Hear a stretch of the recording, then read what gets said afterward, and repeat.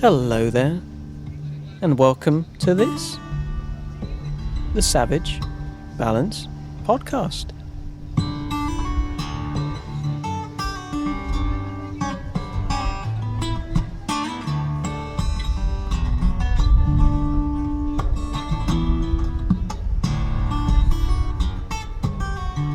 Hey, hello there. How you all doing? I hope you're doing well. Welcome to this episode number 9 of the Savage Balance Podcast, a weekly podcast with some writing in it, some rambling around it, and some conversations with some top quality people. How you all doing at this time of year? Ho, ho, ho, and etc. I hope you're all prepared and ready to have some festive fun. The last podcast I did, my partner listened to it and was not happy that I was taking some time to describe the weather, because that's not what the podcast is about.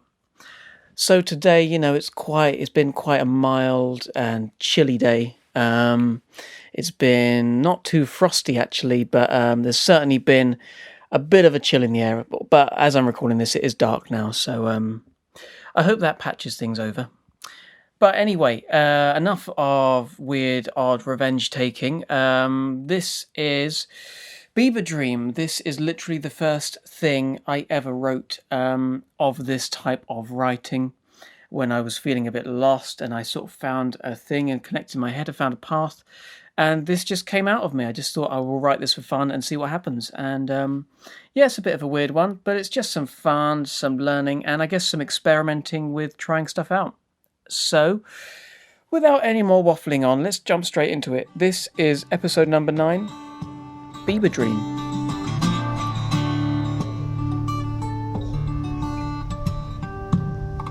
Sometimes dreams can leave us feeling exposed, as if they were revealing some secret aspect of our deepest, darkest truths.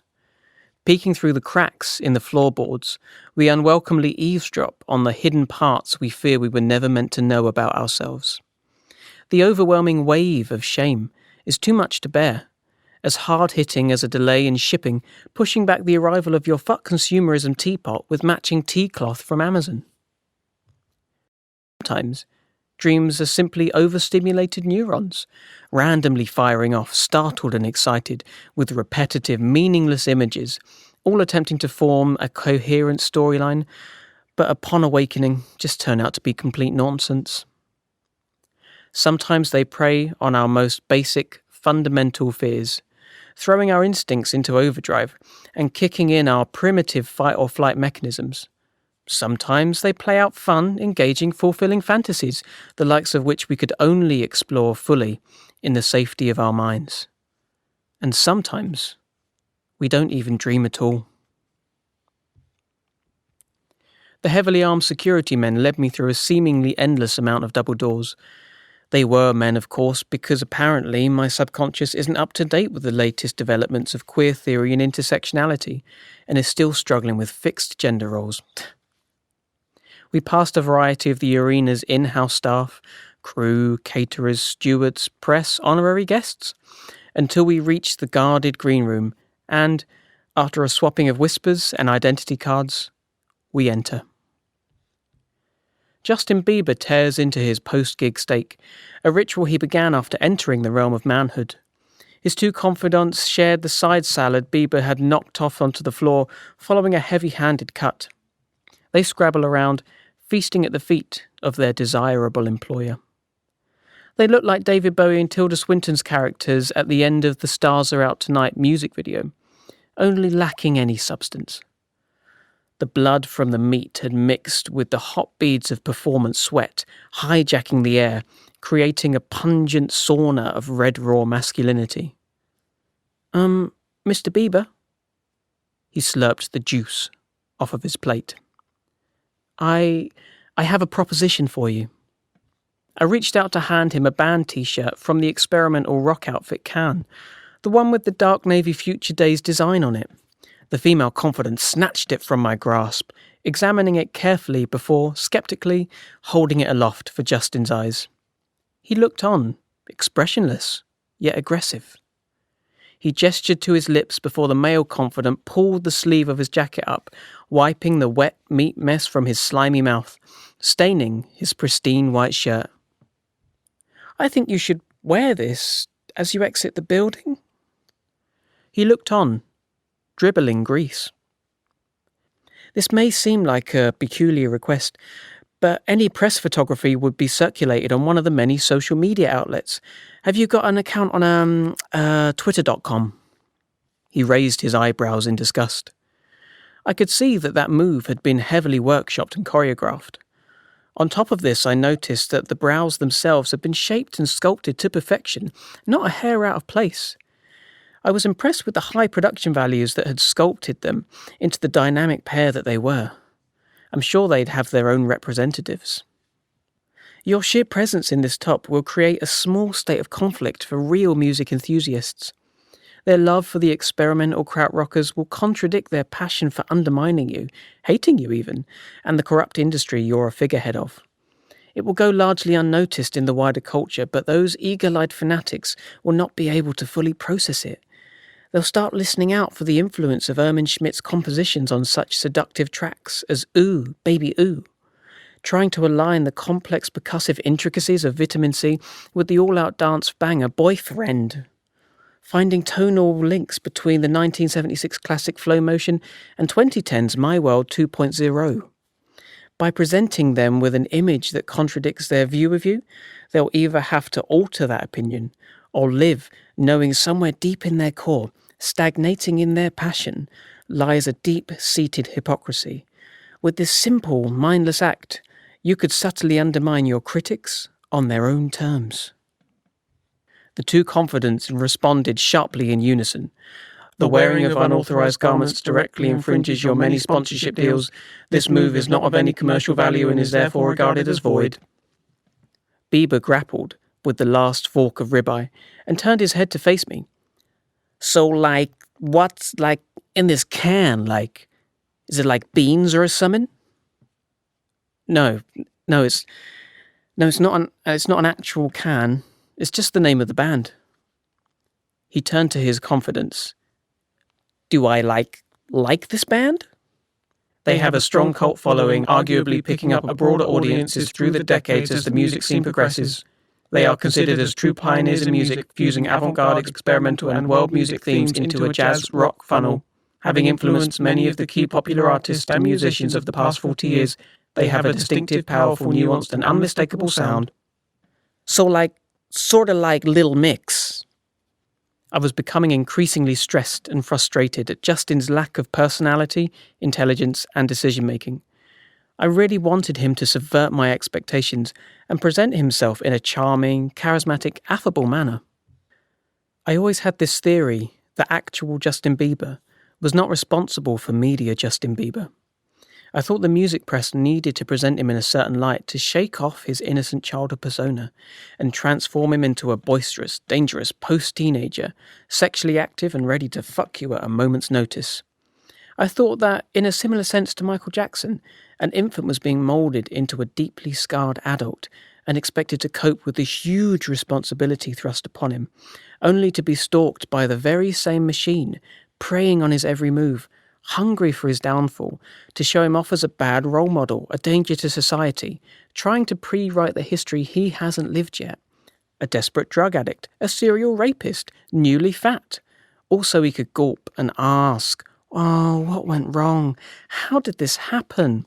Manipulating the stories to actively encourage the demise of Bieber, to sell the story, to falsify the importance of celebrity news, to glamorize these lifestyles, keeping us as obedient and frivolous money spenders, to drive the ideals of capitalism, keeping the economy moving by landing the poor with exponentially increasing unpayable debts, chasing the lifestyles the same system tells them they need in order to achieve happiness, to ensure the end of social mobility, keeping the rich wealthy and the status quo unchallenged, because without the poor, there would be no rich. But he's not. Turns out he's just a twat. He reaches for the shirt and slips it on. It's fairly tight around his toned physique. This makes him chuckle like Lenny from Of Mice and Men. He growls and flexes his personally trained muscles. The t-shirt rips and his nipples peek through the C and the N. He grunts, pleased. noticing himself in a mirror and picking up the last remaining streak of fat from the plate and placing it in his hair. And from that moment on, I knew how Justin Bieber maintained his short, blonde dreadlocks.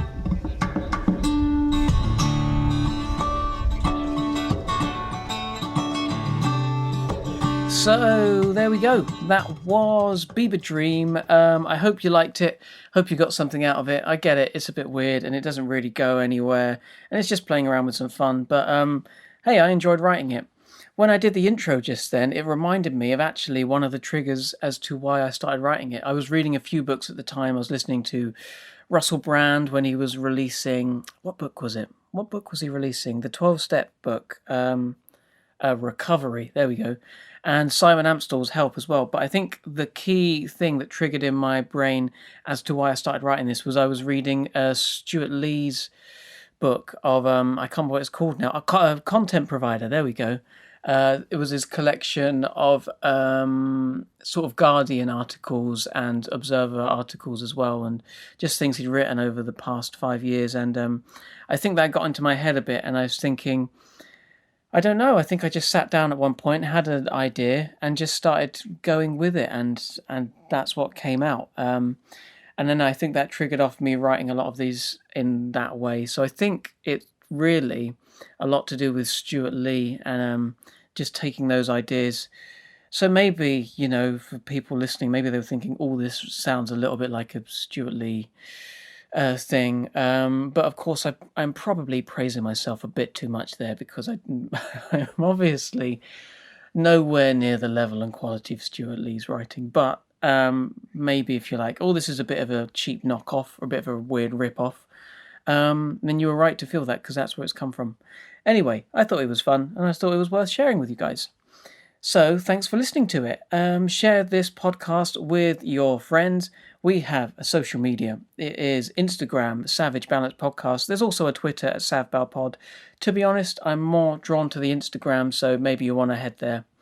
You can message me at savbalpod@gmail.com on the emails. And I'd love to hear what you have to say. If you've got any future ideas or any criticisms or something you thought, you know what, that's not quite right, I don't think, or you're just angry at me, I'd genuinely love to hear it. That's how I want to grow, and I'd love to be able to respond to people and get the sort of thing going. So if I've said anything and you think, I don't think that's right, or I'd genuinely really love to hear from you. So that email address is savbalpod@gmail.com. There's also a website, savbalpod.com, where you can go and read all of these. So if you think somebody might prefer to read it rather than listen to it, the whole transcript of the episode is there, as with all the previous episodes as well, although it's slightly different with the interviews, because I'm one person who doesn't unfortunately have the time or resources to write the whole transcript of the interview down. I'd love to, but I don't. Also, you can see the wonderful artwork there that Dolly Gray makes. They make really wonderful, beautiful, incredible artwork for this, specifically for me. And yeah, the Bieber one I really love. It's that sort of black and white piece, and yeah, it's just wonderful and beautiful. And I think, go and look at it. Go check it out. You can see it all through the website there. The music is by Danny Tonks, a great musician that he is. Thank you very much for listening to this. I'm going to continue to reflect on the weather, think about how mild it is outside, and just enjoy the night sky, I think. There we go. That's the end of all the things I need to say. Until next week, take it easy, be kind to yourself, look after yourself and other people, be compassionate, empathetic, sympathetic, compassionate, kind, and all of that jazz. And yes, take it easy. See you next time.